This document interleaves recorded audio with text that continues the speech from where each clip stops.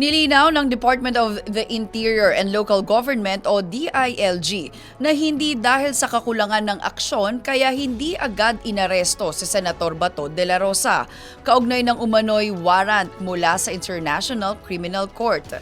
Ayon sa DILG, nakabatay ang kanilang hakbang sa umiiral na legal na proseso at sa Section 17 ng Philippine Act on Crimes Against International Humanitarian Law, Genocide, and Other Crimes Against Humanity. Binigyang diin din ng ahensya na inatasan ni Pangulong Ferdinand Marcos Jr.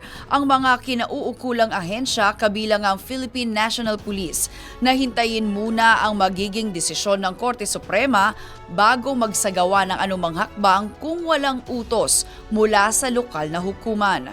Samantala, sinabi rin ng Department of Justice na wala pang inilalabas na manhunt order laban kay Senator Bato de la Rosa habang patuloy na sinusunod ng gobyerno ang due process at rule of law.